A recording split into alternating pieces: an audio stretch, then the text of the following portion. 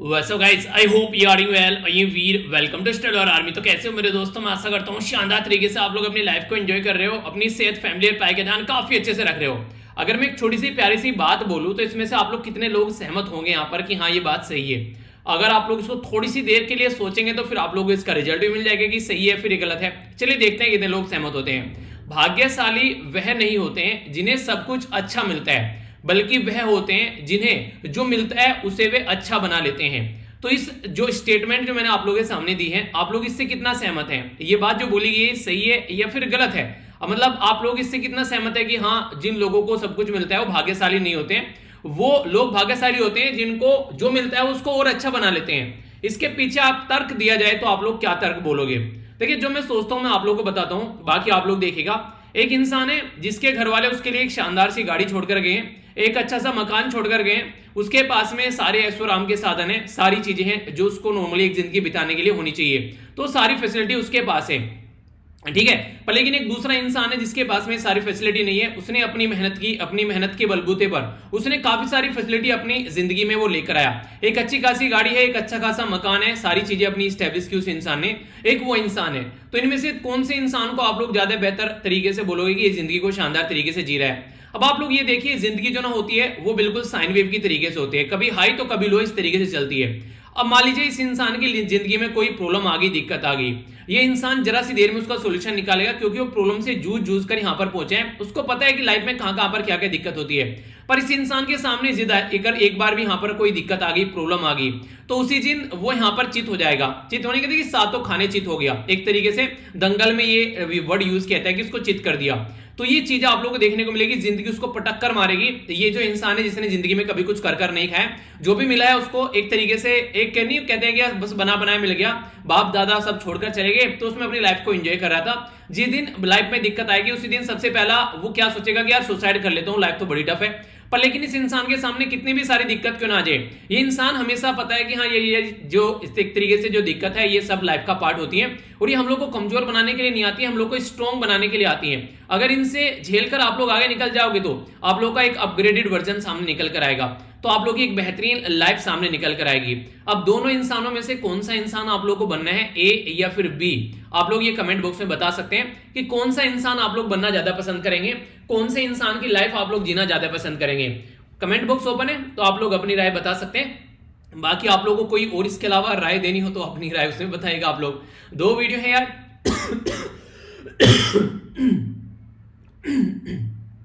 आज तो शुरू में ही खांसी उठ गई क्या हो गया?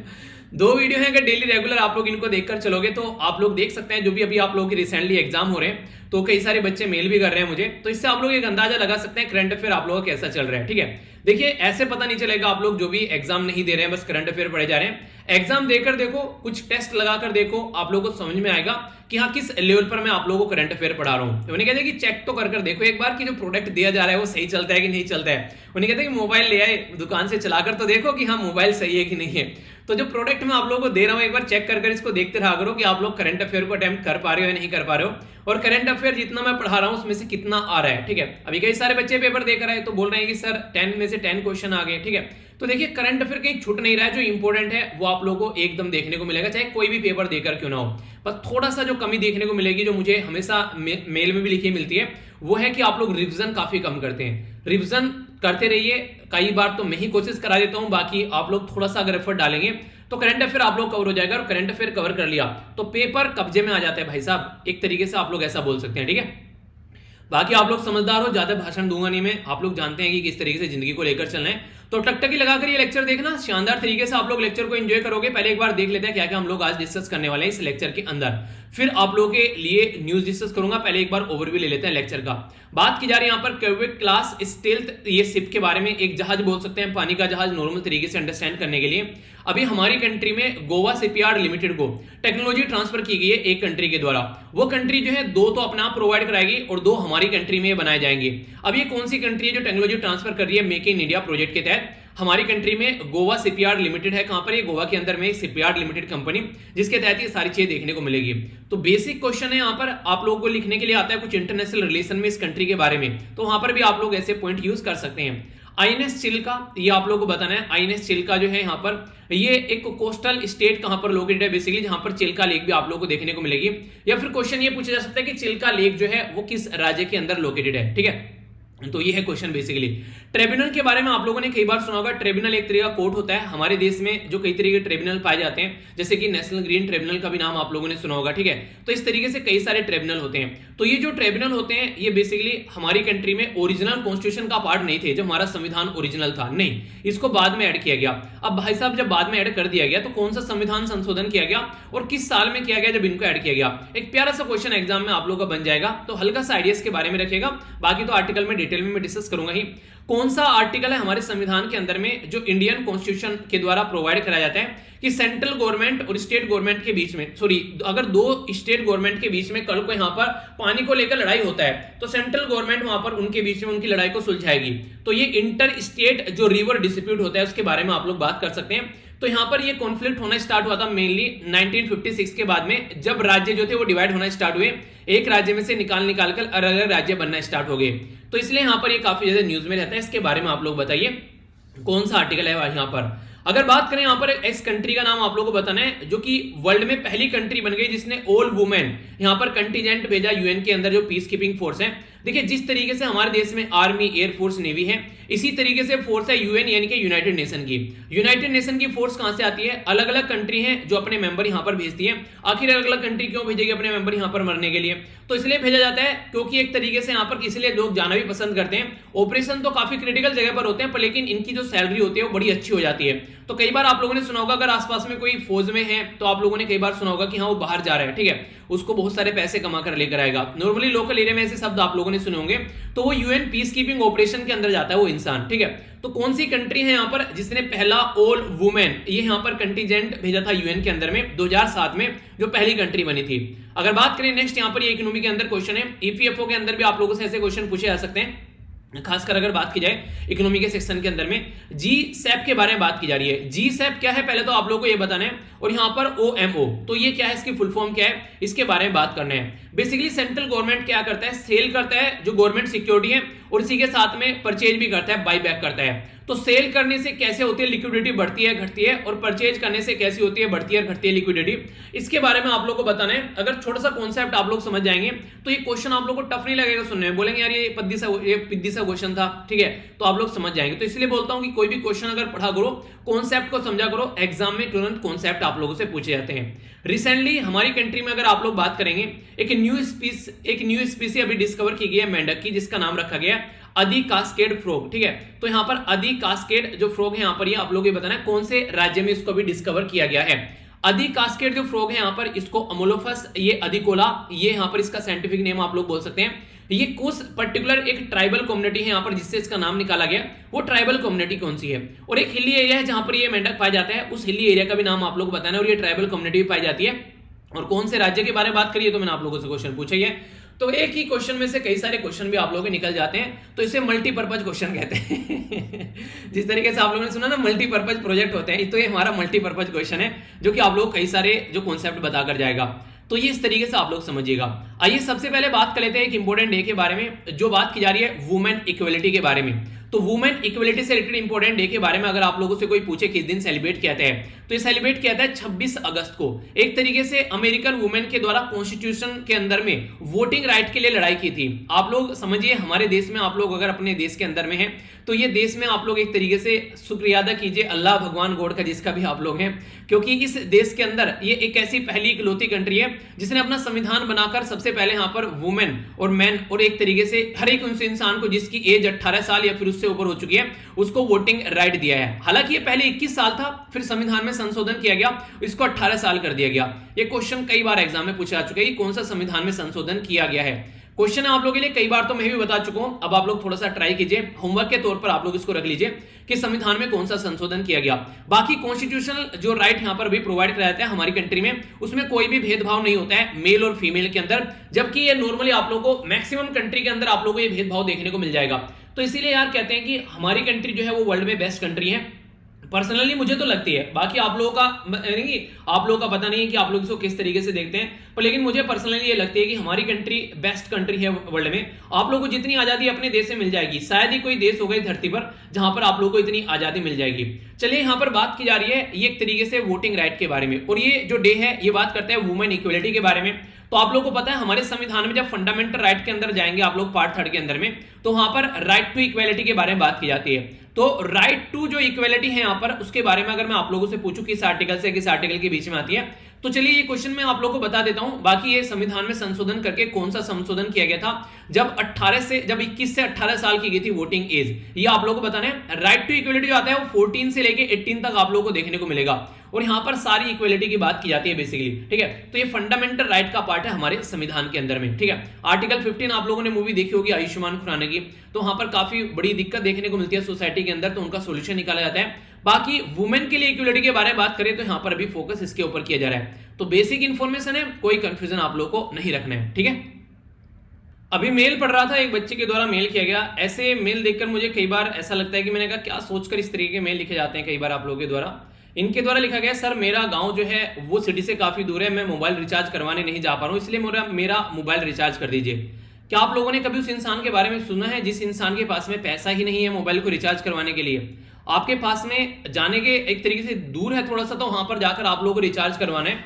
अगर आप लोगों को बोला जाए यहाँ पर आप लोगों की कोई गर्लफ्रेंड या फिर बॉयफ्रेंड आप लोगों को मिलना है, तो तुरंत आप लोग चले जाएंगे, पर अपना मोबाइल रिचार्ज करवाने के लिए नहीं जा रहे हैं, मुझे बोल रहे हैं मोबाइल रिचार्ज करने के लिए, ठीक है। कभी सोचा उस इंसान के बारे में जिसके पास में जरा से पैसा नहीं है मोबाइल रिचार्ज कराने के लिए? और कई बार ऐसे भी इंसान होते हैं, ऐसे भी बच्चे हैं जो कि एक तरीके से दूसरों का मोबाइल ले लेकर भी अपने लेक्चर कंप्लीट करते हैं, ऐसे भी बच्चे हैं। तो यार थोड़ा सा तो मतलब सोचा करो ऐसे बेसिकली मैसेज लिखने से पहले कि हाँ आप लोगों के पास में पैसा तो है, पर लेकिन दूर है थोड़ा सा, आप लोग इसलिए नहीं जा पा रहे हैं रिचार्ज करवाने के लिए, तो मैं आप लोगों के लिए रिचार्ज कर दूं। सोचिए 1 मिनट के क्या लिख रहे हो यहाँ पर, नाम सारी चीजें मैंने इसलिए छिपा ली, इन्होंने अपना नंबर भी दे रखा था, यहाँ पर जियो का नंबर था इनका। तो बेसिकली जो भी है यार चीजें, पर थोड़ा सा इसको सोचा करो कि हाँ क्या आप लोग लिख रहे हो यहाँ पर। ये थोड़ा सा मतलब अजीब लगता है पढ़कर भी मेल कि हाँ क्या सोचकर आप लोगों के माइंड में ये चीजें आती हैं इस तरीके से, ठीक है। बाकी थैंक्स लॉर्ड डियर, ये कई सारे अभी हमारे नए मेंबर जुड़े हैं यहाँ पर। जो दीपक हैं ये सिल्वर कमांडो बन गए हैं, इसी के साथ में राज, उत्तम और यहाँ पर जगमीत और ये यहाँ पर विकास, ठीक है। तो ये ब्रोंज कमांडो देखने को मिलेंगे। तो thanks lot again dear for being the part of SLV commando family. आइए अब आगे चलते हैं। यहाँ पर आप लोगों के सामने अब यहाँ पर जो न्यूज आने वाली है वो शॉर्ट न्यूज होगी, तो एक एक कर हम लोग न्यूज देखेंगे। आइए इनको समझ लेते हैं। सबसे पहले जो यहाँ पर बात की जा रही है, ये बात की जा रही है हमारी कंट्री में अभी यहाँ पर करवी क्लास स्टील जो फ्लाइट यहाँ पर आप लोग को देखने को मिलेगा। ये एक तरीके से पानी का जहाज आप लोग बोल सकते हैं इसको नॉर्मल तरीके से अंडरस्टैंड करने के लिए। तो ये हमारी कंट्री में डिलीवर किए जाएंगे 2023 में। 2 डिलीवर किए जाएंगे रसिया के द्वारा, और बाकी के जो 2 हैं, बाकी 4 की यहाँ पर बात की गई थी, बाकी के जो 2 हैं ये यहाँ पर डायरेक्ट हमारी ही कंट्री में बनाए जाएंगे। अब आप लोग बोलेंगे बनेंगे कैसे हमारी कंट्री में, हमको तो इनके बारे में बनाने के बारे में कुछ पता ही नहीं है। तो इसके लिए हमारी कंट्री को जो रसिया है वो टेक्नोलॉजी ट्रांसफर करेगी, यानी कि हमारी कंट्री में टेक्नोलॉजी ट्रांसफर की जाएगी, जो 2 हमारी कंट्री में बनाए जाएंगे उसके चलते, ठीक है। तो बोला गया यहाँ पर 2 तो यहाँ पर प्रोड्यूस करेंगे डायरेक्टली और 2 हमारी कंट्री में बनाए जाएंगे। अगर क्वेश्चन आप लोगों से पूछ ले कि हमारी कंट्री बनाए तो जाएंगे, पर लेकिन हमारी कंट्री में बनाने वाली कंपनी कौन सी होगी, तो गोवा शिपयार्ड लिमिटेड है यहाँ पर जो ये काम करने वाली है। और 1 बिलियन डील जो है यहाँ पर ये बेसिकली यहाँ पर इनकी डायरेक्टली परचेज की यहाँ पर साइन की गई थी। बाकी देखते हैं क्या काम करना है। नेवी के पास करेंटली 6 करवी क्लास ये फ्लाइट जो आप लोगों को देखने को मिलेंगे यहाँ पर 2 डिफरेंट बैचेज के अंदर में। तो इसके चलते हमारी कंट्री में अगर कुछ ऐसी चीजें होती है तो आप लोग ये समझिए सीधा सीधा कितने अच्छे लेवल पर हम लोग चीजों को डेवलप कर पाएंगे बेसिकली, ठीक है। तो इसके चलते आप लोग यहाँ पर एक तरीके से हमारी जो कोस्टल एरिया, हमारी कंट्री के टोटल मिलाकर 9 राज्य ऐसे हैं जो कोस्टल एरिया को बिलोंग करते हैं। तो ये जो 9 राज्य हैं यहाँ पर इस तरीके से हम लोग कहीं ना कहीं सिक्योरिटी प्रोवाइड करवा पाएंगे आने वाले टाइम में, जैसे गुजरात, महाराष्ट्र, गोवा, कर्नाटका, केरला, तमिलनाडु, आंध्र प्रदेश, उड़ीसा और वेस्ट बंगाल। तो 9 राज्य ऐसे हैं कोस्टल एरिया के, जो कि टोटल बाउंड्री पता है कितनी है यहाँ पर, ये 7500 किलोमीटर आप लोगों को देखने को मिलेगी जो हमारी कंट्री की कोस्टल बाउंड्री है। तो इसकी सिक्योरिटी प्रोवाइड कराना काफी ज्यादा जरूरी है, वरना फिर कोई कसाब जैसा जानवर हमारे देश में घुस आएगा और फिर से हमारे देश में इतनी बुरी कंडीशन देखने को मिलेगी। अभी अगर रसिया के बारे में कुछ और बातें आप लोगों को थोड़ा बताऊं तो इसके बारे में भी आप लोग याद रखते हैं। S-400 सिस्टम जो है वो भी अंडर प्रोसेसिंग है, रसिया से हम लोग खरीद रहे हैं, तो जल्दी ही अपने देश में आप लोगों को देखने को मिलेगा। एक एक्सरसाइज है जिसका नाम याद रखिएगा आप लोग, IND यानी कि इंडिया, RA यानी कि रसिया, तो इस एक्सरसाइज का नाम है इंदिरा। तो इंदिरा एक्सरसाइज जो है एक ट्राई सर्विस एक्सरसाइज है। ट्राई सर्विस का मतलब क्या होता है? ट्राई सर्विस का मतलब होता है इंडियन एयरफोर्स, नेवी और आर्मी, तो तीनों मिलकर यहां पर काम करती है इस पर्टिकुलर सिस्टम के अंदर में। तो इंडिया और रसिया के बीच में इंडियन एयरफोर्स, आर्मी और नेवी, रसिया की एयरफोर्स, आर्मी और नेवी मिलकर काम करेगी इस पर्टिकुलर पर्पज के लिए। बाकी AK-47 का नाम आप लोगों ने सुना ही होगा, नॉर्मली कई सारे टेररिस्ट ऑर्गेनाइजेशन भी इसको यूज करते हैं। अब इसका नेक्स्ट वर्जन आ गया यहां पर AK-203। तो AK-203 भी यहां पर बेसिकली हम लोग यहां पर आज के डेट में बात करें तो काफी अच्छे लेवल पर हम लोग एक दूसरे के साथ में मिलकर ये भी हम लोग काम कर रहे हैं। इसके चलते इसी के साथ में एक हेलीकॉप्टर जिसका नाम आप लोग याद रखते हैं इंडिया और रसिया के बीच में, इसको बोलते हैं KA-226T यूटिलिटी हेलीकॉप्टर, आप लोगों को ये देखने को मिलेगा। तो ये सारी चीज हम लोग रसिया के साथ में मिलकर कर रहे हैं बेसिकली काम, इसलिए रसिया काफी बड़ा हमारी कंट्री के लिए एक डिफेंस परचेजिंग पार्टनर भी आप लोगों को देखने को मिलेगा। तो ये कुछ बेसिक इंफॉर्मेशन मैंने आप लोगों को बता दी। कल को इंडिया और रसिया के रिलेशन के बारे में कुछ लिखने के लिए और इनके बीच में अगर इस तरीके से डिफेंस टाई के बारे में कुछ बातें आई तो मुझे नहीं लगता कि अब आप लोगों के माइंड में कोई कंफ्यूजन होना चाहिए। ठीक है, तो ये थी इसके बारे में न्यूज। आगे चलते हैं नेक्स्ट न्यूज की ओर। इंपॉर्टेंट न्यूज आप लोग इसको बोल सकते हैं बेसिकली, खासकर उन लोगों के लिए जो इनकम टैक्स रिटर्न अपना फाइल करते हैं, जो इनकम टैक्स फाइल करते हैं ऑनलाइन, तो उनके लिए अपने आप से जो टैक्स भरते हैं यहाँ पर। तो बोला गया कि 2.5 मंथ में यहाँ पर अगर बात करें काफी ग्लिच देखने को मिला वेबसाइट के अंदर में। वेबसाइट पर जाकर आप लोग अपना जो प्रोसीजर कंप्लीट नहीं कर पा रहे हो। तो ये जो वेबसाइट बनाई गई थी हमारी कंट्री में, ये इन्फोसिस के द्वारा ये वेबसाइट बनाई जा रही है और मेंटेन की जा रही है। तो अभी यहाँ पर सरकार ने इन्फोसिस को फटकार लगाई है, फाइनेंस मिनिस्ट्री ने, कि यार कर क्या रहे हो, ये क्या प्रोडक्ट बना रहे हो। वैसे तो आप लोग बोलते हो यार IT का हब है हमारे देश, तो आप लोग एक नॉर्मल सी वेबसाइट मेंटेन नहीं कर पा रहे हो, आखिर चल क्या रहा है यहाँ पर ये। तो इनकम टैक्स डिपार्टमेंट ने मे के द्वारा अनाउंस किया गया था कि हम लोग न्यू फाइलिंग पोर्टल बना रहे हैं जहां पर आसानी से जाकर आप लोग अपना इनकम टैक्स जो है फाइल कर सकते हो। तो इसको www.incometax.gov.in बोला गया और 7 जून को ये बेसिकली लॉन्च की गई थी। पर लेकिन यहां पर टैक्स पेयर फ्रेंडली पोर्टल बनाने की तो बात की गई कि हाँ टैक्स पेयर फ्रेंडली रह गई, पर रियलिटी में अगर देखा जाए तो इस पर काफी ज्यादा आप लोगों को दिक्कतें देखने को मिलेगी।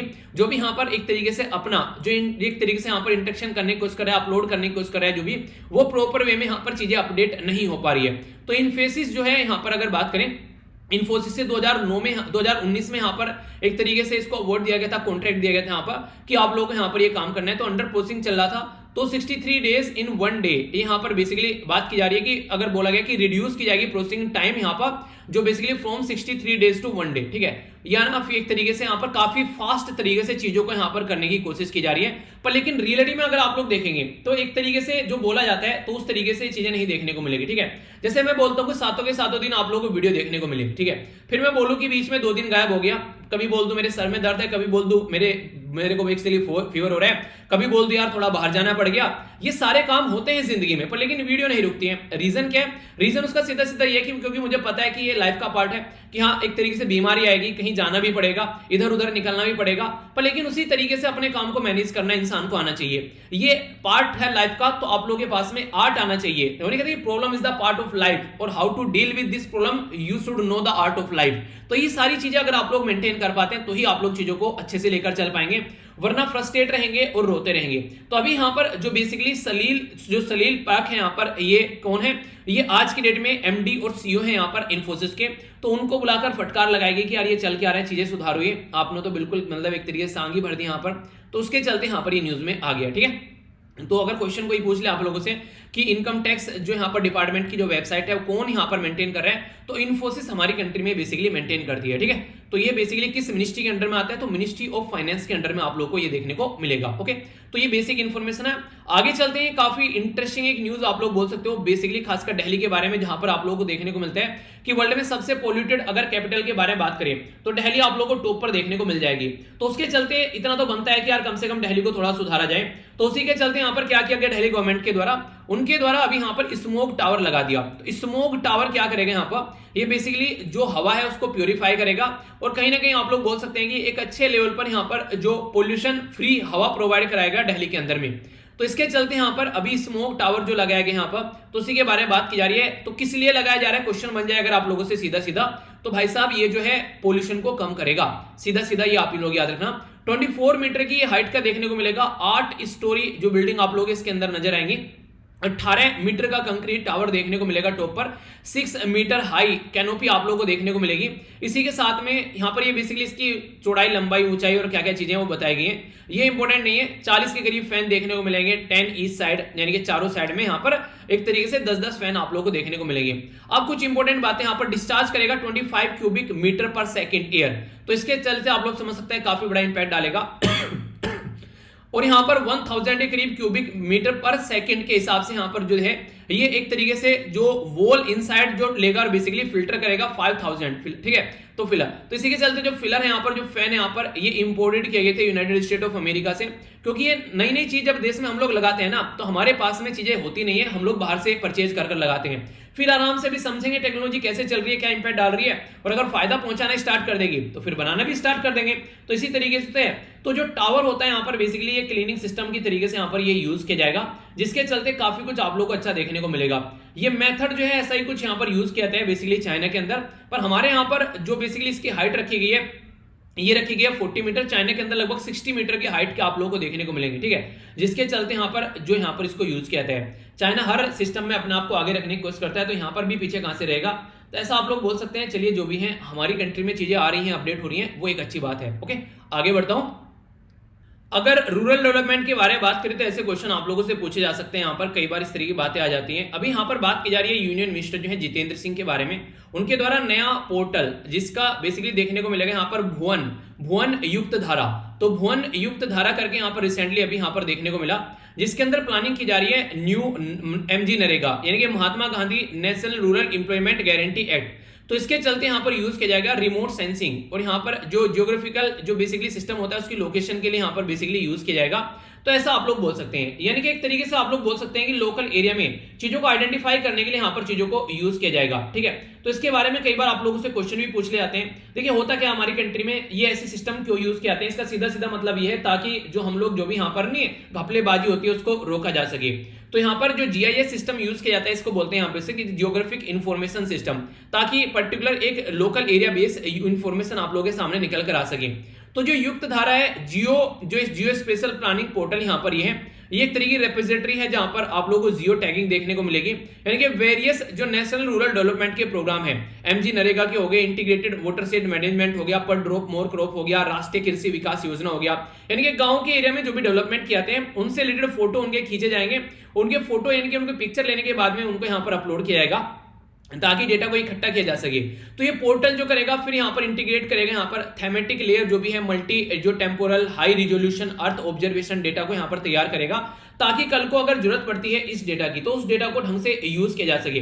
देखिए, डेटा कहीं पे यूज करते हैं, कहीं ना कहीं आप लोग बोल सकते हैं कि पर्टिकुलर लोकल एरिया का एनालिसिस करने में यूज करेंगे। कल को चलकर कोई स्कीम बनानी है पर्टिकुलर एरिया के बारे में, तो वो स्कीम बना पाएंगे जब उनको ग्राउंड लेवल की इन्फॉर्मेशन रहेगी, क्वालिटी प्लान यहाँ पर प्रोवाइड करा पाएंगे, ठीक है। अगर मुझे पता है कि आप लोगों का कौन कौन सा एरिया जो है वो कमजोर है, ठीक है, तो उसी के ऊपर तो मैं आप लोगों को पढ़ाऊंगा ना। अगर मुझे आप लोगों ने बोला कि सर ये चीज बना दो, ठीक है, तो अच्छा है कि यार ये चीज आप लोगों को चाहिए, पर लेकिन पता चला बोल रहे हैं बस चाहिए, फिर जब लेके आगे उसको आप लोग एक तरीके से देख नहीं रहे, तो एक तरीके से मेरा टाइम वेस्ट हो गया उसमें, ठीक है। तो ऐसे आप लोग अंडरस्टैंडिंग डेवलप कर सकते हो, ठीक है।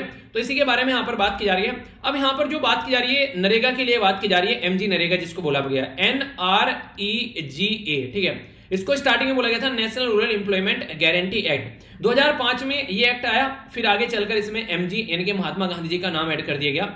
ये जो स्कीम लाई गई थी ये PM मनमोहन जी थे उस टाइम पर, उनके एडमिनिस्ट्रेशन के द्वारा यहाँ पर ये स्कीम लाई गई थी। तो इसका बेसिक पर्पज ये था कि कैसे हम लोग गांव वाले एरिया में डेवलपमेंट कर सकें, तो मिनिस्ट्री ऑफ रूरल डेवलपमेंट के द्वारा ये स्कीम इंप्लीमेंट की जाती है, ठीक है। तो ये काफी बेसिक चीज है जिसके बारे में आप लोग याद रख सकते हैं। तो यहाँ पर फर्स्ट टाइम ये जो स्कीम थी यहाँ पर जो प्रपोज की गई थी वो PV नरसिम्हा राव के द्वारा प्रपोज की गई थी। PV नरसिम्हा राव थे यहाँ पर हमारी कंट्री के प्राइम मिनिस्टर 1991 में, जब यहाँ पर बोला गया था कि कोई ना कोई ऐसी स्कीम होनी चाहिए, तो इसके चलते यहाँ पर ये स्कीम यहाँ पर निकल कर आई थी। और 2014 के एयर में वर्ल्ड बैंक के द्वारा इसको एक तरीके से रूरल डेवलपमेंट के फील्ड में काफी शानदार एक अप्रिशिएट करने वाला उदाहरण भी यहाँ पर बोला था, ठीक है। तो इसके बारे में बेसिक इंफॉर्मेशन है, तो हल्का सा आइडिया रख सकते हैं आप लोग। नेक्स्ट यहां पर बात की जा रही है हमारे पड़ोसी देश अफगानिस्तान के बारे में। अफगानिस्तान में एक साइड में तालिबान की जो बर्बरता है वो आप लोगों ने देखी है, एक साइड में यहां पर बात की जा रही है एंटी तालिबानी रेजिस्टेंस, यानी कि एक साइड में तालिबान हो गया, दूसरी साइड में एंटी तालिबानी रेजिस्टेंस क्रिएट कर रहे हैं। यहां पर ये कौन है? यहां पर ये है अहमद मसूद, ठीक है। तो अहमद मसूद आप लोगों से पूछे कौन इंसान है यहां पर ये, तो एंटी तालिबान रेजिस्टेंस क्रिएट करने वाला ये इंसान है, यानी कि तालिबान के कंट्रोल में अपने एरिया को छोड़ने के लिए तैयार नहीं है ये इंसान। अहमद मसूद जो है यहां पर ये सन है अहमद शाह मसूद के। अहमद शाह मसूद वो लीडर थे जो कि एंटी सोवियत रेजिस्टेंस क्रिएट करते थे 1980s में, यानी कि जब सोवियत संघ यहां पर रूल करता था, यानी कि यूएसएसआर यहां पर रूल करता था, उस टाइम पर यहां पर ये पर्सन थे जो कि इसके अपोजिट में रहते थे। पर लेकिन 9 सितंबर 2001 में यहां पर उनकी डेथ हो गई। बेसिकली तालिबान और अलकायदा ने मिलकर यहां पर इनको मारा। तो यहां पर अहमद मसूद जो है उसी के बेटे हैं यहां पर। तो आज के डेट में national resistance front of Afghanistan के नेता है यहां पर ये, और कहीं ना कहीं आज की डेट में जो पूरा टक्कर दे रहे हैं यहां पर बेसिकली जो तालिबान है उसको। तो यहां पर ये पिंजर वैली जो है अफगानिस्तान के अंदर वहां पर देखने को मिलेगी, जो कि तालिबान के खिलाफ मोर्चा खोले बैठे हैं। तो कई बार आप लोगों ने इनके बारे में न्यूज में सुना भी होगा। तो बेसिक इंफॉर्मेशन आप लोग याद रख ही सकते हैं, क्योंकि अफगानिस्तान काफी ज्यादा न्यूज में है। अपनी प्यारी कंट्री यहां पर हो गई, अगर अफगानिस्तान को देखेंगे तो पड़ोस में अफगानिस्तान हो गया। तो ये एग्जैक्ट लोकेशन आप लोग अफगानिस्तान की देखते हैं, काबुल कैपिटल हो गई यहां पर। तो इस पर्टिकुलर एरिया के बारे में आप लोग देखिए, ये पर्टिकुलर लोकेशन होगी अफगानिस्तान के, यहां पर सारी दिक्कतें भी देखने को मिल रही है। तो ये बेसिक इंफॉर्मेशन है जो कि आप लोग याद रख सकते हैं, ठीक है। नेक्स्ट जो इंपोर्टेंट न्यूज है यहां पर बेसिकली बात की जा रही है डिफेंस के बारे में, और डिफेंस में बात की जा रही है नेवी के बारे में, और यहां पर बात की जा रही है आईएनएस चिल्का के बारे में।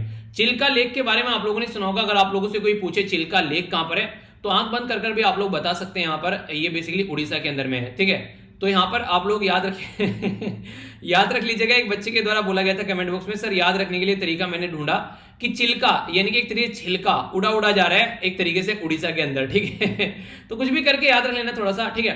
तो इसके बारे में बेसिकली चिल्का जो है यहाँ पर ये उड़ीसा के अंदर देखने को मिलेगी, इसी के नाम पर आईएनएस चिल्का रखा गया है। तो चिल्का बेसिकली जो चिल्का से पहले जो आईएनएस लगा हुआ है, अगर इसके बारे में आप लोगों से पूछे इसका क्या मतलब है आईएनएस का, इसको बोलते हैं इंडियन नेवल शिप। तो आईएनएस चिल्का का नाम इसी से निकल कर आया, इंडियन नेवल शिप से।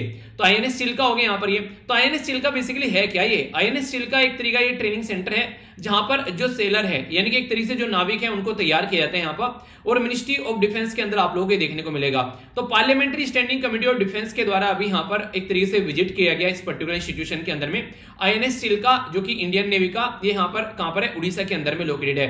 Parliamentary standing committee of defence जो है यहाँ पर वो जो भी इससे डिपार्टमेंट रिलेटेड जो स्टैंडिंग कमेटी है, तो जो भी यहाँ पर इससे रिलेटेड जो डिसीजन मेकिंग रहती है, पॉलिसी मेकिंग रहती है, वो यहाँ पर मिनिस्ट्री ऑफ डिफेंस के अंदर यही निकाल कर लेकर आती है। 6600 के करीब रो रिक्रूटर यहाँ पर एनुअली बेसिकली यहाँ पर एबल किए जाते हैं एक तरीके से जो जहाज को चलाने के लिए, और वो सब इस तरीके से बोल सकते हो आप लोगों को तैयार किया जाता है डिफेंस के फील्ड में। तो हमारी कंट्री में काफी एक इंपॉर्टेंट इंस्टीट्यूशन है जो कि उड़ीसा के अंदर लोकेटेड है, और यहीं पर ये चिल्का झील है। तो इसलिए आप लोग इससे भी इसके बारे में भी याद रख सकते हैं। मतलब ये कि भूलना नहीं है चीजों को, कनेक्ट कर आप लोग जितना चीजों को याद रखोगे लंबे समय तक उतना ही आप लोग इसको याद रख पाओगे। तो ये थी इसके बारे में बेसिक इन्फॉर्मेशन। आइए अब थोड़ा सा आगे बढ़ेंगे, और वो भी डिटेल न्यूज के साथ में। पहली जो न्यूज है यहाँ पर ये नेशनल लेवल की न्यूज है, और यहाँ पर जो बात की जा रही है वो ट्रिब्यूनल रिफॉर्म बिल के बारे में बात की जा रही है। ट्रिब्यूनल में अभी आप लोगों को बोला बेसिकली एक तरीका कोर्ट आप लोग बोल सकते हैं। ट्रिब्यूनल अगर नॉर्मल तरीके से बोला जाए तो एक तरीका कोर्ट बोल सकते हैं अगर नॉर्मल भाषा में बोले, पर लेकिन ट्रिब्यूनल शब्द का मतलब क्या है अगर आप लोगों से कोई बोलने लगे ट्रिब्यूनल, ठीक है। तो ट्रिब्यूनल वर्ड जो है ये ड्राइव किया गया ट्रिब्यून से, ठीक है। तो एक तरीके से मजिस्ट्रेट होता है यहाँ पर रोमन, जो एक तरीके से जो रोमन एम्पायर है उसके अंदर में आप लोगों को देखने को मिलेगा। तो magistrate of classical Roman empire ऐसा बोल सकते हैं। तो एक क्वाजी जुडिशियल बॉडी होती है, एक इंस्टीट्यूशन होता है जो कि एडमिनिस्ट्रेटिव रिलेटेड कोई मैटर है, टैक्स रिलेटेड कोई डिस्प्यूट हो गया, उनके बारे में बात करती है। जैसे मैंने आप लोगों से बात भी की नेशनल ग्रीन ट्रिब्यूनल के लिए, तो भी इसी तरीके से आप लोगों को देखने को मिलेगा। नॉर्मली हमारे संविधान में ओरिजिनली ट्रिब्यूनल ऐड नहीं हुआ करते थे, ट्रिब्यूनल हमारे संविधान का पार्ट नहीं था, पर लेकिन 42nd अमेंडमेंट किया गया यहाँ पर 1976 में, तब जाकर यहाँ पर जो ट्रिब्यूनल ये ऐसी चीजें हैं ओरिजिनली संविधान में नहीं थी, फिर इनको ऐड कर दिया गया। तो अगर पूछने लगे कोई ट्रिब्यूनल ओरिजिनली हमारे संविधान में पर नहीं है, ऐसा कुछ नहीं है। अगर बात करें ट्रिब्यूनल कौन कौन से ऐड किए गए, तो याद रखिएगा आर्टिकल यहाँ पर 323 का जो ए है, ए में ऐड किया गया यहाँ पर एडमिनिस्ट्रेटिव ट्रिब्यूनल। तो ए से हो गया एडमिनिस्ट्रेटिव ट्रिब्यूनल, पहली इंपॉर्टेंट बात याद रखिएगा। बाकी ए के अलावा जो एडमिनिस्ट्रेटिव ट्रिब्यूनल के अलावा बाकी जो भी बच गया वो सारा कर दिया 323 बी के अंदर, ठीक है। तो यहाँ पर एक तरीके से यहाँ पर ऐसा हो गया कि एडमिनिस्ट्रेशन से रिलेटेड कोई मैटर होगा तो ये देखेगा ट्रिब्यूनल, और बाकी अगर कुछ भी बच जाएगा तो बी वाला मैटर देखेगा। इसी के चलते एक आर्टिकल आप लोगों को ये याद रखना है, जिसके बारे में मैंने बात भी की थी, आर्टिकल 262। तो आर्टिकल 262 जो है ये काफी इंपॉर्टेंट आर्टिकल है। हमारी कंट्री में अगर स्टेट के अंदर में कोई झड़प हो जाती है यहाँ पर बेसिकली वोटर डिस्प्यूट को लेकर, तो यहाँ पर सेंट्रल गवर्नमेंट यहाँ पर पिक्चर में आती है इस पर्टिकुलर आर्टिकल के तहत। तो ये बेसिक न्यूज हो गई। अब चलते हैं आर्टिकल की तरफ को, आखिर क्यों इतना न्यूज में और क्या दिक्कतें यहाँ पर देखने को मिली। ट्रिब्यूनल रिफॉर्म बिल लाया गया यहाँ पर गवर्नमेंट के द्वारा 2021, सुप्रीम कोर्ट के द्वारा यहाँ पर बेसिकली चैलेंज किया गया गवर्नमेंट को कि एक तरीके से कि ये जो ट्रिब्यूनल रिफॉर्म बिल आप लोग लेकर आ रहे हैं, ठीक है, तो इसका कोई मतलब नहीं है एक तरीके से ट्रिब्यूनल में आप लोग जो यहाँ पर कई सारे ट्रिब्यूनल आप लोग हटाने की कोशिश कर रहे हो। तो इसके चलते ट्रिब्यूनल रिफॉर्म बिल के ऊपर क्वेश्चन मार्क लगाया सुप्रीम कोर्ट ने। बिल जो है वो रिप्लेस करेगा tribunal reform rationalisation and condition of service ordinance 2021, जो कि यहाँ पर बेसिकली रिक्वेस्ट कर दिया गया था सुप्रीम कोर्ट के द्वारा। इशू क्या है यहाँ पर बेसिकली अनकॉन्स्टिट्यूशनल लेजिस्लेटिव, ये ओवर राइडिंग आप लोग बोल सकते हैं। लैक ऑफ डिस्कशन, बिल प्रस्तुत कर दिया गया पर प्रॉपर कोई डिस्कस ही नहीं कर रहा है उसके बारे में। गवर्नमेंट जो है यहाँ पर एक तरीके से री इनेक्ट कर रही है ए वेरी सेम प्रोविजन जो स्टक डाउन कह रहा है एक तरीके से कोर्ट के अंदर में मद्रास बार एसोसिएशन के केस में भी यहाँ पर ये इशू देखने को मिला था। यानी कि गवर्नमेंट जिस तरीके से काम कर रही है कोर्ट को ये पसंद नहीं आ रहा है, रिपीटेडली वायलेशन किया जा रहा है सुप्रीम कोर्ट के ऑर्डर का, यहाँ पर कोर्ट ये बोल रहा है। और सिक्योरिटी अगर टेन्योर के बारे में बात करें, बहुत सारे ट्रिब्यूनल ऐसे हैं जहां पर दुनिया भर की पोस्ट खाली पड़ी है, अंडरमाइन किया जा रहा है सेपरेशन ऑफ पावर भी, उनको वैकेंट रहती है उनकी पोजीशन वहां पर, इवन चीफ की भी पोस्ट खाली पड़ी रहती है। ट्रिब्यूनल के अंदर अपॉइंटमेंट किया था बिलो 50 ईयर एज, ठीक है, तो इस तरीके से अंडरमाइन कर रहा है उसकी लेंथ और सिक्योरिटी टेन्योर भी आप लोगों को देखने को मिलेगा। डिटरमाइन किया जा काफी एक तरीके से डिटरमिनेंटल आप लोग बॉडी बोल सकते हैं डिसीजन मेकिंग के प्रोसीजर में जब हम लोग बात करते हैं। अगर ट्रांस इसके बाद में यहाँ पर केस जाते हैं हाई कोर्ट के अंदर में, कमर्शियल सिविल कोर्ट के अंदर में आप लोगों को चीज देखने को मिलती है, तो कोर्ट के अंदर जो मैटर जाते हैं तो उसके ऊपर बर्डन कम करने का भी काम करता है ट्रिब्यूनल, क्योंकि इससे पहले ही मैटर को सुलझाने की कोशिश करता है। क्योंकि कोई भी ट्रिब्यूनल जो है वो नेचुरल जस्टिस के कॉन्सेप्ट के ऊपर काम करता है। इससे फायदा ये रहता है कि ट्रिब्यूनल जो है वो केस को निपटाने में ज्यादा टाइम नहीं लेता है, तो ये नेचुरल जस्टिस के कॉन्सेप्ट को बेसिकली फॉलो करता हुआ आप लोगों को नजर आएगा। अभी हमारी कंट्री में क्या किया गया, अभी गवर्नमेंट के द्वारा फिल्म सर्टिफिकेशन अपलेट ट्रिब्यूनल, उसको यहां पर बेसिकली रिक्वेस्ट कर दिया गया, जिसका नाम भी आप लोगों को मैंने कई बार डिस्कस भी किया है, FCAT। तो फिल्म सर्टिफिकेट जो ट्रिब्यूनल अगर वो हटा दिया गया, अब किसी भी फिल्म के अंदर कोई भी दिक्कत अगर निकल कर आएगी, उसके रिलेटेड जो केस है डायरेक्ट फिल्म से रिलेटेड जो केस वो आप लोगों को हाई कोर्ट में जाएगा। अब पता चला कोई फिल्म मान लीजिए रिलीज होनी है आने वाले 1 महीने के अंदर, हाई कोर्ट के अंदर मैटर चला गया और पड़ा हुआ है वहां पर वो 2 साल तक, ठीक है, तो फिल्म बनाने वाले तो बर्बाद हो जाएंगे। तो इस तरीके से आप लोग चीजों को अंडरस्टैंड कर सकते हैं। तो गवर्नमेंट को कई बार क्रिटिसाइज किया गया, इस तरीके के डिसीजन लेने से रोकने की भी कोशिश की गई, पर लेकिन गवर्नमेंट जो है उनके द्वारा बिल तक यहां पर प्रस्तुत कर दिया गया, जो कि काफी ज्यादा क्रिटिसाइज भी यहां पर किया गया, ठीक है। तो इसके चलते कई सारे ट्रिब्यूनल यहां पर न्यूज में थे, जिनके अंदर अभी यहां पर बेसिकली पर्टिकुलर पोस्ट भी देखने को नहीं मिल रही थी, तो ये कई सारी दिक्कतें यहां पर निकल कर आई, ठीक है। तो इसके चलते यहां पर ये न्यूज में है। बेसिक अगर बात करें ट्रिब्यूनल रिफॉर्म बिल जो है यहां पर ये एक तरीके से डिसोल्यूशन करेगा जो एग्जिस्टिंग बॉडी है, ठीक है, इसी के साथ मर्ज करेगा कई सारी एग्जिस्टिंग बॉडी को, सर्च करेगा सिलेक्शन कमेटी को, state administrative tribunal, eligibility and term condition क्या होगी, रिमूवल करेगा ट्रिब्यूनल मेंबर को। तो ये कई सारी चीजें इसके अंदर चेंज की जा रही है। एक तरीके से ट्रिब्यूनल को अपने अंगूठे के नीचे रखने की कोशिश की जा रही है यहां पर सेंट्रल एडमिनिस्ट्रेशन के द्वारा, इसलिए यहां पर इसको क्रिटिसाइज किया जा रहा है कि कहीं ना कहीं यहां पर आज के दिन में कोई भी ट्रिब्यूनल जो है वो इंडिपेंडेंटली काम नहीं कर पाएगा अगर ये सारी चीजें यहां पर निकल कर आती है, और जो रहे सही ट्रिब्यूनल है उनकी कहानी यहां पर खत्म हो जाएगी। तो इसके चलते बार बार इसका क्रिटिसिज्म अभी देखने को मिल रहा है ट्रिब्यूनल के बारे में अगर बात करें तो, ठीक है। तो ट्रिब्यूनल कहां से निकल कर आया और क्या क्या चीजें ये बेसिकली मैंने आप लोगों को बता दिया। अब इसके बारे में तो कम से कम आप लोगों को कंफ्यूजन नहीं होना चाहिए, ठीक है। तो माइंड में क्लैरिटी रखकर आप लोगों को आगे बढ़ना है, तभी आप लोग चीजों को एंजॉय भी कर पाओगे। आगे चलते हैं इंटरनेशनल न्यूज के बारे में बात करते हैं। तो ये जो न्यूज निकल कर आ रही है ये आ रही है यूनाइटेड नेशन की साइड से। इंडिया यानी कि अपनी प्यारी कंट्री यहाँ पर यूएन यूनाइटेड नेशन के साथ मिलकर टेक्नोलॉजी प्लेटफॉर्म यहाँ पर एक इंश्योर कर रहा है सेफ्टी एंड सिक्योरिटी जो पीस कीपर होते हैं उनकी, ताकि ऑपरेट कर सके ऑल ओवर वर्ल्ड में। यानी कि हमारी कंट्री जो है इंडिया वो यहाँ पर मिलकर काम कर रही है यूएन यानी कि यूनाइटेड नेशन के अंदर में, ताकि चीजों को प्रॉपर एक पैटर्न में लेकर आगे चला जा सके। तो इसके चलते लॉन्च किया गया यूनाइट अवेयर प्लेटफॉर्म। तो यूनाइट अवेयर प्लेटफॉर्म जो है वो इंडिया के द्वारा स्टोर किया जा रहा है। प्रेसिडेंसी इंडिया के पास में 15 नेशन यूएन सिक्योरिटी काउंसिल की, खासकर अभी फिलहाल के महीने में अगर बात करें, यानी कि इंडिया जो है अभी फिलहाल प्रेसिडेंट है यहाँ पर यूएन सिक्योरिटी काउंसिल के अंदर, तो इसलिए काफी अच्छी देखने को मिलेगी। यूनाइट जो अवेयर है यहाँ पर ये, इसका एम ये है बेसिकली कि किस तरीके से हम लोग कोई भी इंपैक्ट पड़ता है सर्विलेंस टेक्नोलॉजी या फिर डिटेक्ट कर सके एसिमेट्रिक कोई थ्रेट आ रही है, यानी कि अगर कहीं पर कोई सिक्योरिटी फोर्स है यूएन की इस पर्टिकुलर एरिया के अंदर में और वहां पर कोई थ्रेट आ रही है हाथ पर, तो ये यहाँ पर बेसिकली काम करेगा। सिचुएशनल अवेयरनेस सॉफ्टवेयर प्रोग्राम आप लोगों को देखने को मिलेगा, जो कि मॉडर्न सर्विलेंस टेक्नोलॉजी से लैस रहेगा और टाइम टू टाइम यहाँ पर एक तरीके पीस कीपर को यहाँ पर सिक्योरिटी मेंटेन रखने में हेल्प करेगा।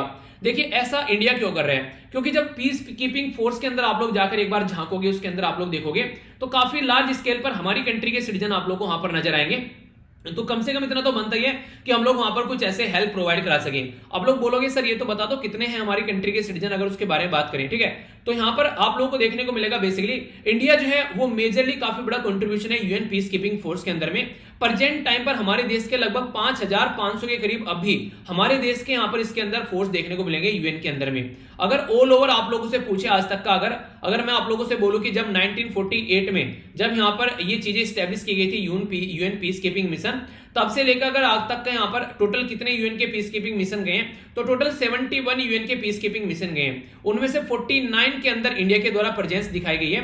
और अब तक टोटल जितने यूएन के पीस कीपिंग मिशन गए हैं उसमें मोटे मोटे तौर पर बोलूं तो लगभग यहाँ पर 200 के, यानी कि मोटे मोटे तौर पर बोला जाए तो 2 लाख के करीब इंडियन पीस कीपर जो है अब तक सर्व कर चुके हैं यहाँ पर यूनाइटेड नेशन के अंदर। अगर वुमेन इंपावरमेंट के बारे में कुछ लिखने के लिए आ जाए तो याद रखिएगा हमारी कंट्री देश दुनिया में पहली कंट्री ऐसी बनी 2007 के अंदर में, ऑल वुमेन जो हम लोगों ने कंटीजेंट्स भेजा गया यहाँ पर यूएन पीस कीपिंग मिशन के अंदर, यानी कि सारी महिला थी उस मिशन के अंदर में। हमारी कंट्री के द्वारा वुमेन इंपावरमेंट को ध्यान में रखते हुए यहाँ पर ये स्टेप उठाया गया। तो ये कुछ बेसिक इंफॉर्मेशन है।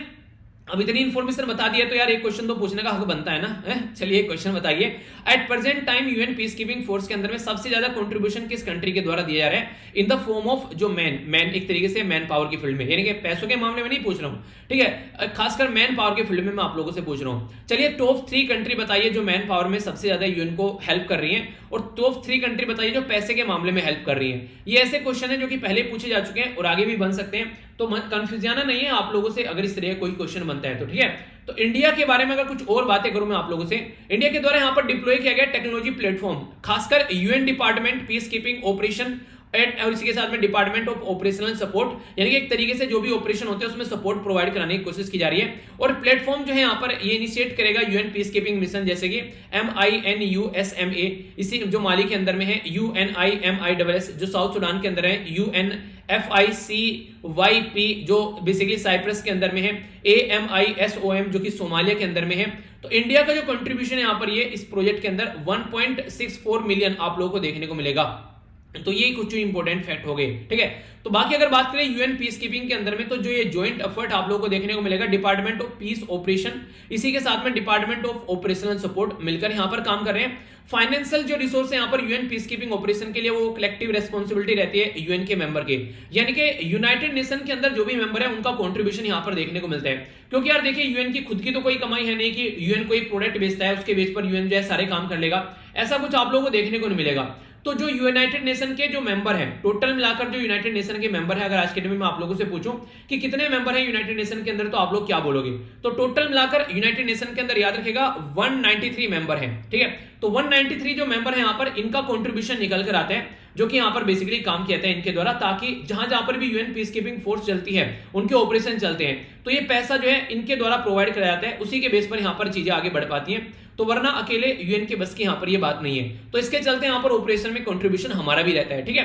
तो यहाँ पर यूएन चार्टर के बारे में बात करें तो एवरी मेंबर लीगली ऑब्लिगेशन है उसका कि पे करना है रेस्पेक्टिव शेयर अपना पीस कीपिंग जो बेसिकली फोर्स है। यानी कि देखिए अगर मान लीजिए आज के दिन में आप लोगों से बात करूं, जैसे मान लीजिए मुझे एक टीम बनानी है, ठीक है, जैसे मैंने बोला ना कि एक तरीके से कि हाँ एक टीम बनानी है, उस टीम में हम लोग क्या करेंगे, गांव गांव में जाकर जहां जहां पर भी लोकल एरिया में आप लोग रहते हैं कम से कम 3 मेंबर जाएंगे और उस एरिया में लोकल बच्चों को पढ़ाने का काम करेंगे, ठीक है। अब यहाँ पर उनको पढ़ाओगे तो किताब भी दोगे वहां पर उनके लिए आप लोग कुछ थोड़ा सा अगर बैठने के लिए जगह भी उनकी करनी है, बोर्ड वगैरह भी लगाना है। तो मैं बोलने लगूं चलो ठीक है, जो भी जॉब करते हैं खासकर एसएलवी फैमिली के मेंबर, ठीक है, तो वो कंट्रीब्यूट करो, हम लोग पैसा इकट्ठा करेंगे और यहाँ पर एजुकेशन को बेसिकली गांव वाले एरिया में, खासकर जो झुग्गी झोपड़ी वाले एरिया में हम लोग एजुकेशन को लेकर जाएंगे।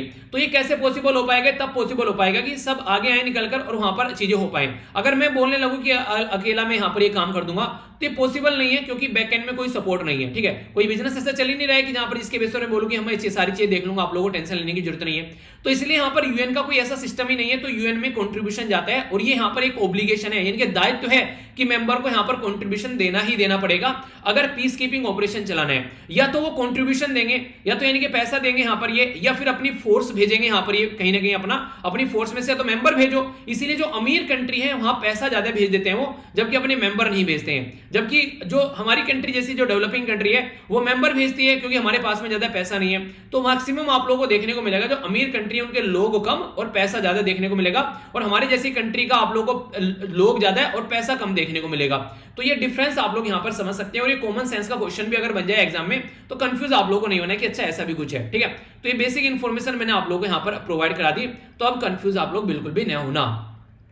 अब बात करते हैं यहां पर स्टेट न्यूज के बारे में, इसके बारे में थोड़ा समझ लेते हैं। बात की जा रही है यहां पर आदि कास्केड फ्रॉग के बारे में। तो एक बड़ा ही डिफरेंट सा मेंढक यहां पर देखने को मिला। आप लोग देखते हैं यहां पर दो मेंढक हैं, एक ही मेंढक हो गया, इसके ऊपर एक छोटा सा मेंढक हो गया, इसका बच्चू मेंढक, ठीक है। तो मेंढक के ऊपर एक मेंढक, ओके। वैसे यहां पर अगर आप लोग देखेंगे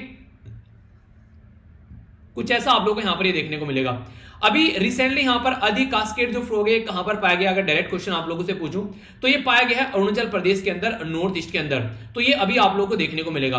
तो ये जो अरुणाचल प्रदेश के अंदर यहां पर ये मेंढक पाया गया है, ये अभी रिसेंटली न्यूज में आ गया है। इससे पहले यहां पर एक और जिसका नाम था यहां पर मनीरवैया, ठीक है। तो मनीरवैया यहां पर जिसका नाम था पेंटाली, ये कहां पर डिस्कवर किया गया था, ये नई प्रजाति ये वेस्टर्न घाट में डिस्कस की गई थी, ठीक है। और ये यहां पर अभी ये डिस्कवर की गई थी, अभी यहां पर ये अरुणाचल प्रदेश के अंदर डिस्कवर की गई है। प्रीडोमिनेंटली ब्राउन कलर का देखने को मिलेगा आप लोगों को। साइज जो है इसका 4 से लेकर 7 सेंटीमीटर तक आप लोगों को नजर आएगा। बॉडी स्किन वगैरह उसके टेक्सचर की बात की जा रही है, कैसा फुट साइज वो सारी, तो इसको बोलते हैं बेसिकली मोर्फोलॉजी, यानी कि आकृति विज्ञान बोलते हैं इसको, एक शब्द में अगर कोई आप लोगों से पूछे, ठीक है।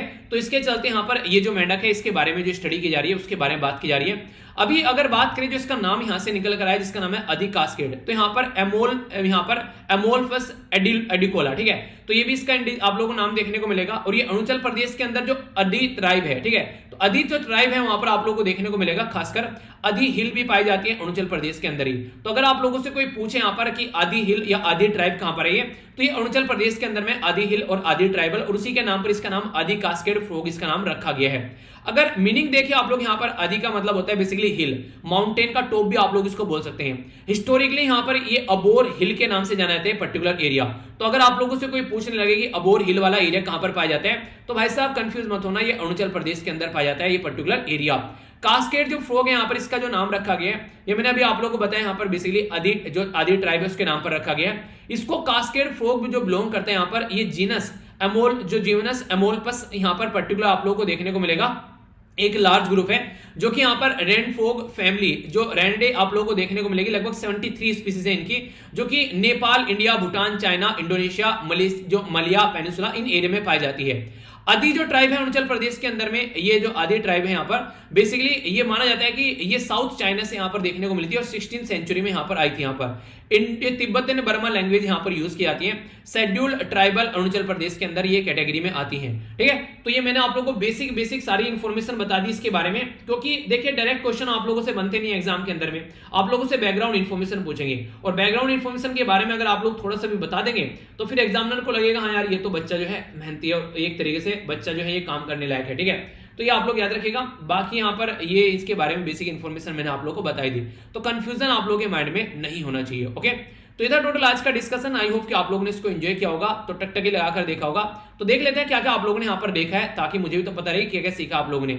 सबसे पहले एक इंपॉर्टेंट कोटेशन देखी हम लोगों ने, फिर इंपॉर्टेंट डे देखा हम लोगों ने, और फिर से रिक्वेस्ट कर रहा हूं कि प्लीज यार कम से कम जो अच्छे मेल है वही भेजिए, एक आंसर मत भेजिए, वहां पर बहुत सारे आंसर आते हैं। आंसर आप लोग कमेंट बॉक्स में दीजिए, या फिर आप लोग फेसबुक पर दे सकते हैं, या फिर आप लोग टेलीग्राम पर ग्रुप बना रखे हैं वहां पर दे सकते हैं। मुझे प्लीज आंसर वगैरह टैग आप लोग न करें, वहां पर न सेंड करें, वहां पर बहुत इंपॉर्टेंट और भी मेल रहते हैं जिनको मैं देख पाऊं, ठीक है।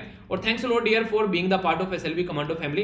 बाकी अगर आगे बात करते हैं यहाँ पर, तो शॉर्ट न्यूज में हम लोगों ने देखा यहाँ पर अपनी कंट्री की नेवल फोर्स को कैसे हम लोग आगे लेकर चल रहे हैं। इसी के साथ में यहां पर बात की हम लोगों ने कैसे इनकम टैक्स डिपार्टमेंट परेशान है लेकर चीजों को। इसी के साथ में स्मोक टावर इंडिया के अंदर दिल्ली के अंदर लोकेटेड किया जा रहा है, तो ये इंपॉर्टेंट बन जाता है। नेक्स्ट यहां पर बात की जा रही है हम लोग कैसे इंप्रूवमेंट कर सकते हैं नरेगा जैसी स्कीमों को लेकर। अफगानिस्तान के अंदर क्या चल रहा है वो कुछ हम लोगों ने समझा। INS चिल्का के बारे में हम लोगों ने जाना बेसिक इन्फॉर्मेशन। नेशनल न्यूज के अंदर ट्रिब्यूनल और उसके बारे में काफी सारी चीजें हम लोग को देखने को मिली, और जो एक्स्ट्रा इन्फॉर्मेशन बताई है, जो आप लोग को आर्टिकल वगैरह कौन सा कॉन्स्टिट्यूशन संविधान में संशोधन किया गया है उसमें कंफ्यूजन मत रखना।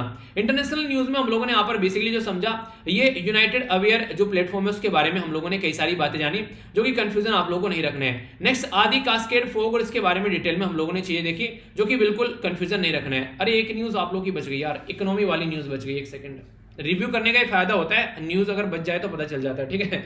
अब मान लीजिए मैंने रिव्यू करना स्टार्ट किया और कई सारे बच्चे छोड़कर चले गए, अब छूट जाएगी ना न्यूज। कई बार ऐसी हरकतें देखने को मिलती है, मैं देखता हूं कि जैसे बहुत सारे बच्चे जब लाइव वीडियो बनाता था, मैं बेसिकली प्रीमियर लगाता था, उस टाइम पर मैं देखता था जैसे ही रिव्यू करना स्टार्ट करा छोड़कर भाग जाते थे, ठीक है। तो ये हरकतें कई बार देखने को मिलती है, डेढ़ शाने बनते हैं, ऐसा आप लोग बोल सकते हैं। तो ये सही नहीं होता इस तरीके से। कम अगर कोई कुछ पढ़ा रहा है तो एंड तक लेक्चर देखकर जाइए। आप लोगों के लिए है वो लेक्चर, मेरे लिए तो है नहीं कि मुझे अपनी पढ़ाई के लिए लेक्चर ये लेने हैं बेसिकली। तो इसलिए पूरा लेक्चर देखने की कोशिश जरूर कीजिए, ठीक है। अब आइए इसके बारे में बात करेंगे, इस पर्टिकुलर पॉइंट के बारे में जो कि इंपॉर्टेंट है। बात की जा रही है GSAP की। यहां पर रिजर्व बैंक ऑफ इंडिया के द्वारा भी बोला गया कि ओपन मार्केट ऑपरेशन चलाया जाएगा, यानी कि गवर्नमेंट सिक्योरिटी खरीदी जाएगी। तो G सिक्योरिटी एक्वाइजेशन प्रोग्राम इसको बोलते हैं, गवर्नमेंट सिक्योरिटी का जो खरीदना। गवर्नमेंट सिक्योरिटी जो होती है एक तरीका आप लोग टोकन टाइप ऑफ चीज बोल सकते हैं, यानी कि एक तरीके से एक इन्वेस्टमेंट यहां पर रहता है, जो कि गवर्नमेंट जो सिक्योरिटी के थ्रू मार्केट से पैसा उठाता है। अगर RBI गवर्नमेंट की सिक्योरिटी खरीद रहा है तो इसका मतलब RBI यहां पर वो टोकन खरीद रहा है और आप लोगों को पैसा दे रहा है। आप लोगों के हाथ में पैसा आएगा, आप लोग उससे कुछ भी जाकर खरीद सकते हैं। तो इनडायरेक्ट वे में बोलूं तो मार्केट में पैसा आ गया बहुत ज्यादा जब RBI सिक्योरिटी खरीदता है। पर लेकिन इसका अपोजिट भी काम करता है। RBI क्या करता है, RBI बेसिकली क्या करता है, RBI सिक्योरिटी बेचता है। तो इसमें क्या रहेगा, इसमें फिर क्या करेगा, RBI मार्केट से पैसा खींचेगा। तो इस तरीके से क्या रहेगा, मार्केट में लिक्विडिटी कम हो जाएगी, पैसा कम हो जाएगा। तो ये ओपन मार्केट ऑपरेशन के अंदर यहां पर किया जाता है। इंपोर्टेंट बात यहां पर क्या है, ये अनकंडीशनल वर्ड यूज किया था कि कोई कंडीशन नहीं रहती है, क्योंकि गवर्नमेंट जो सिक्योरिटीज है यहां पर ये इररेस्पेक्टिव ऑफ मार्केट सेंटीमेंट्स, यानी कि मार्केट के सेंटीमेंट्स कैसे ही यहां पर मार्केट अच्छा परफॉर्म कर रही है, बुरा परफॉर्म कर रही है, पर यहां पर इनका काम रहता है कि इनको मार्केट से क्या करना है। तो ये आप लोगों को देखने को मिलेगा। तो ओपन मार्केट ऑपरेशन यूज किया जाता है इस तरीके से, यहां पर ये एक तरीके से अचीव करता है यहां पर स्टेबिलिटी। यहां पर कहीं ना कहीं एक तरीके से इनका बेसिक पर्पज ये रहता है कि लिक्विडिटी को मैनेज किया जाए, मार्केट के अंदर लिक्विडिटी कितनी है, क्योंकि पता चला लोगों के हाथ में पैसा बहुत ज्यादा आ गया है और एक तरीके से मार्केट के अंदर में प्रोडक्ट जो एक ही प्रोडक्ट के पीछे पड़े हैं, सबको गाड़ी खरीदनी है, तो गाड़ी के प्राइस बढ़ने स्टार्ट हो जाएंगे जब एक गाड़ी की मांग हो जाएगी। तो इस तरीके से मेंटेन रखना इसका काफी ज्यादा जरूरी हो जाता है। तो गवर्नमेंट जो है वो बेसिकली यहाँ पर मेनली जो बेनिफिटेड होती है, यहाँ पर ये गवर्नमेंट सिक्योरिटीज जो देखने को मिलती है। तो bye purchasing government security RBI क्या करता है, सप्लाई करता है, यानी कि मार्केट में पैसा देखने को आप लोगों को मिलेगा जब गवर्नमेंट सिक्योरिटी ये खरीदता है, ठीक है। तो इस तरीके से समझ सकते हैं। बाकी जब यहां पर ये वापस लेता है तो इसका मतलब क्या रहेगा, इसका मतलब ये हो गया कि एक तरीके से मार्केट में लिक्विडिटी कम करेगा। तो इंडिया के अंदर यहां पर मैसिव बोरोइंग अगर प्रोग्राम चलाए जाते हैं, नेशनल इंफ्रास्ट्रक्चर पाइपलाइन प्रोजेक्ट चलाए जा रहे हैं, तो उसके लिए गवर्नमेंट को पैसा चाहिए, तो तब यहां पर ये ऐसे इशू आप लोगों को देखने को मिल जाते हैं। पर लेकिन दिक्कत क्या होती है, जो गवर्नमेंट सिक्योरिटी रहती है इसके अंदर में जो रुपी जो होता है वो एडवर्सली इफेक्ट पड़ जाता है कई बार मार्केट में अवेलेबिलिटी के बेस पर, यानी कि एक तरीके से मान लीजिए मार्केट में पैसा बहुत ज्यादा आ गया और मार्केट में डॉलर के कंपेयर में उसको देखें आप लोग, तो हमारे पैसे की वैल्यू गिरना स्टार्ट हो जाती है। कैसे, आप लोग समझने की कोशिश कीजिएगा। अगर मैं आप लोगों को बोलने लगूं कि यहां पर आप लोग जो है यहां पर आज के डेट में मार्केट में एप्पल खरीद कर लेकर आने हैं, तो एप्पल का मौसम आ रखा है, आप लोग एप्पल आराम से खरीद कर लेकर आ जाएंगे, ठीक है। पर लेकिन कुछ ऐसा फ्रूट बोला जाए आज के डेट में, आप लोगों को मैं मार्केट से बोलूं कि जामुन आप लोग खरीद कर लेकर आनी है, ठीक है। जामुन तो समझते हैं ना, जामुन खाई होगी कभी आप लोगों ने, तो जामुन आप लोगों को अगर लेकर आनी है तो आज के डेट में मार्केट में नहीं देखने को मिलेगी, रेयर ही देखने को मिलेगी। तो जामुन का प्राइस आप लोगों को ज्यादा देखने को मिलेगा, जबकि एप्पल का प्राइस आप लोगों को कम देखने को मिलेगा। तो ये अवेलेबिलिटी के ऊपर चीजें रहती हैं, जो अवेलेबल है वो उसका प्राइस आप लोगों को कम देखने को मिलेगा। इसी तरीके से बोल सकते हैं जैसे कि कोयला हो गया और एक तरीके से डायमंड हो गया। डायमंड और कोयला जो है दोनों कार्बन के कंटेंट हैं, कार्बन के बने होते हैं, जबकि डायमंड रेयरली मिलता है तो उसका प्राइस हाई है। कोयला जो रहता है कहीं भी जाकर देखने को मिलेगा, नॉर्मली मिल ही जाता है, तो यहां पर इसका प्राइस लो देखने को मिलेगा। तो जब पैसे की अवेलेबिलिटी ज्यादा हो जाएगी मार्केट के अंदर में डॉलर के कंपेयर में, तो हमारा पैसा जो है वो डेप्रिशिएट होना स्टार्ट हो जाता है, तो रुपये की वैल्यू जो है वो गिरने लगती है। तो जब मार्केट में रुपये की वैल्यू गिरने लगेगी तो आरबीआई क्या करेगा, मार्केट से पैसा खींचना स्टार्ट कर देगा, ताकि रुपये की वैल्यू जो है वो डॉलर के कंपेयर में मेंटेन रखी जा सके। ये सारे कौन से कॉन्सेप्ट मैंने एक वीडियो के अंदर बनाए थे, रुपी वर्सेस डॉलर की वैल्यू। वो वीडियो आप लोग देखेंगे, चक्षु खुल जाएंगे आप लोग इससे रिलेटेड। तो लिक्विडिटी बढ़ाने घटाने का काम किया जाता है ओपन मार्केट ऑपरेशन के तहत। यहाँ पर ये एक तरीके से मॉनेटरी पॉलिसी का टूल आप लोगों को देखने को मिलेगा आरबीआई का, जिसके तहत इसके द्वारा ये काम किए जाते हैं। तो गवर्नमेंट सिक्योरिटी अगर सेल की जाती है तो इसका मतलब क्या हो गया, एक तरीके से लिक्विडिटी मार्केट से हटाई जा रही है, क्योंकि सिक्योरिटी सेल कर रहे हैं तो पैसा लेंगे मार्केट से। अगर सिक्योरिटी खरीदी जा रही है तो मार्केट के अंदर पैसा इन्फ्यूज किया जा रहा है। तो ये एक बेसिक एक टारगेट हो गया, इसको आप लोग समझिएगा, कंफ्यूजन आप लोगों को नहीं होना चाहिए, ठीक है। तो ये इंपॉर्टेंट भी आर्टिकल था जो कि आप लोगों को याद रखना है। बाकी अब क्वेश्चन आप लोगों के सामने यहाँ पर बेसिकली बात की जा रही है, रसिया बोल दिया, चलिए रसिया है आंसर, ठीक है। तो कौन सी कंट्री हेल्प कर रही है यहाँ पर, हालांकि ये मैं आप लोगों को बता ही चुका हूँ। तो अब आईएनएस चिल्का जो है यहाँ पर, ये बेसिकली चिल्का लेक कहाँ पर ये बताना है। ट्रिब्यूनल कौन सा अमेंडमेंट करके लाया गया था, कौन सा आर्टिकल यहाँ पर जो कि इंटर वाटर डिस्प्यूट के बारे में बात करते हैं। कौन सी कंट्री है जिसने यहाँ पर ऑल वुमेन का एक ग्रुप भेजा था यहाँ पर यूएन पीस कीपिंग फोर्स के अंदर में। जी सेप क्या है यहाँ पर, जिसके बारे में अभी डिस्कस किया। ओएमओ क्या है ये बताना है। सेंट्रल बैंक अगर गवर्नमेंट सिक्योरिटी बेचता है तो क्या होता है, लिक्विडिटी बढ़ती है घटती है, और गवर्नमेंट सिक्योरिटी खरीदता है तो लिक्विडिटी बढ़ती है घटती है। ऐसे क्वेश्चन नॉर्मली आप लोगों से स्टेटमेंट बेस पे बन जाते हैं। रिसेंटली अभी जो रिसर्चर है यहाँ पर उनके द्वारा डिस्कवर की गई न्यूज स्पीसीज फ्रॉग की, तो एक यहाँ पर ये डिस्कस की गई अदी कास्केड फ्रॉग। इसी के साथ में यहाँ पर अगर बात करें तो ये कौन सी हिल में पाई जाती है और किस राज्य के बारे में बात की जा रही है। तो बेसिक इन्फॉर्मेशन है यार, क्वेश्चन अगर कंफ्यूजन में नहीं रहेगा तो आंसर आप लोग दे पाओगे। अब थोड़ा सा रिवीजन भी हम लोग कर लेते हैं लास्ट लेक्चर का। ये जरूर क्या कीजिए, क्योंकि एग्जाम में आप लोगों को बहुत ज्यादा फायदा पहुंचाएगा। 24 घंटे के अंदर एक बार रिवीजन कर देना तो बल्ले बल्ले हो जाएगी। हैकर जो है उनके द्वारा पुल ऑफ किया गया बिगेस्ट जो एवर क्रिप्टी जो यहाँ पर करेंसी है यहाँ पर, यानी जो क्रिप्टो करेंसी उसमें डकैती डाली गई हैकर्स के द्वारा। तो यहाँ पर 613 मिलियन इनके द्वारा निकाले गए। तो कौन सा प्लेटफॉर्म था, ये प्लेटफॉर्म का नाम बताना है। ये चाइनीज एक प्रोजेक्ट है जिसका ये पार्ट था, आप लोगों को बताना है। आर्मी के बारे में अगर बात की जाए यहाँ पर, तो बेसिकली आप लोगों को यहाँ पर ये बताना है कौन सी कंट्री है जिसने अभी एक टेस्ट लाया जिसमें वर्जिनिटी के बारे में बात की गई कि वुमेन की वर्जिनिटी को चेक कर उसको आर्मी के अंदर रखा जाएगा। हालांकि ये रूल अभी हटाया गया है इनके द्वारा, ठीक है। इसी के साथ में वर्जिनिटी टेस्ट जो है वो यहाँ पर आप लोगों को देखने को मिलता है। तो ह्यूमन जो राइट जो है, जो ह्यूमन राइट वॉच है उनके द्वारा बोला गया ये ऐसा नहीं होना चाहिए। टाटा मोटर्स की यूके बेस्ड कौन सी यूनिट है ये आप लोग को बताना है। एलिफेंट और टाइगर की पॉपुलेशन को काउंट करने के लिए कब तक की बात की जा रही है। इंडिया के बारे में बात करें तो 450 गीगावाट कब तक लाने की बात की जा रही है। यूथ अफेयर मिनिस्ट्री के द्वारा आदि महोत्सव के तहत यहाँ पर देखने को, आजादी का अमृत महोत्सव के तहत फिट इंडिया फ्रीडम रन चलाया गया। तो कहां से इसको लॉन्च किया गया। 6th ब्रिक जो समिट कहां पर हुई थी, जहां पर एनडीबी यानी कि नेशनल डेवलपमेंट बैंक, ये न्यू डेवलपमेंट बैंक लॉन्च किया गया था। उड़ीसा के अंदर कौन सा रिजर्वायर है जहां पर अभी टूरिस्ट एक्टिविटी बढ़ाने की बात की जा रही है। तो टोटल मिलाकर 10 क्वेश्चन थे, इनके आंसर भी देख लेते हैं एक एक कर। पोली नेटवर्क है जो कि याद रखेगा, जिसके ऊपर डकैती अभी देखने को मिली। पोली नेटवर्क चाइनीज के द्वारा बनाया गया था, यहाँ पर नियो प्रोजेक्ट का पार्ट था बेसिकली। इंडोनेशिया के अंदर इंडोनेशियन आर्मी के द्वारा वुमेन का जो यहाँ पर ये चेक किया जाता था यहाँ पर बेसिकली वर्जिनिटी, उसको खत्म करने की बात की जा रही है टेस्ट को। 2014 में यहाँ पर ह्यूमन राइट वॉचडॉग के बारे में याद रखिएगा, ये इंपॉर्टेंट है यहाँ पर, उनके द्वारा इसको क्रिटिसाइज किया गया था। टाटा मोटर्स की यूके बेस जो है वह जैगवार लैंड रोवर, ठीक है। तो याद रखिएगा ऑल इंडिया एलिफेंट और टाइगर पॉपुलेशन के बारे में बात करें तो 2022 तक का यहाँ पर टारगेट है, याद रखिएगा। कैपेसिटी 450 गीगावाट की 2030 तक का बात की जा रही है। यूथ अफेयर स्पोर्ट के बारे में बात करें तो फिट इंडिया मूवमेंट के बारे में याद रखिएगा। आजादी का अमृत महोत्सव मेजर ध्यानचंद जो नेशनल स्टेडियम से लॉन्च किया गया। 6th ब्रिक जो समिट है ये यहाँ पर बेसिकली ब्राजील जो यहाँ पर फोर्ट लेज के अंदर आप लोगों को देखने को मिली 2014 में, और हीराकुंड रिजर्व है जिसके बारे में आप लोग याद रखिएगा। तो ये था टोटल आज का डिस्कशन। अगर आप लोगों को पसंद आया तो 1 सेकंड नहीं लगती है, आप लोग उसको बेसिकली सपोर्ट कर सकते हैं, फीडबैक दे सकते हैं लाइक कर, वरना वीडियो को डिसलाइक कर आप लोग बता सकते हैं पसंद नहीं आई है। तो इसके चलते एक फीडबैक के तरीके से आप लोग उसको यूज कीजिएगा। बाकी 10 मार्क्स में से कितने मार्क्स देंगे जरूर बताएगा। जो क्वेश्चन पूछे आते हैं उनके आंसर जरूर दिया कीजिए। पीडीएफ जाकर डाउनलोड करना, फ्री ऑफ कॉस्ट आप लोगों को यहाँ पर मिल जाएगी। तो नेक्स्ट लेक्चर में मिलता हूं, तब तक अपना ध्यान रखिए। बड़ों को नमस्ते, छोटों को प्यार, छोटी सी लाइफ एंजॉय करा। तब तक के लिए जय हिंद।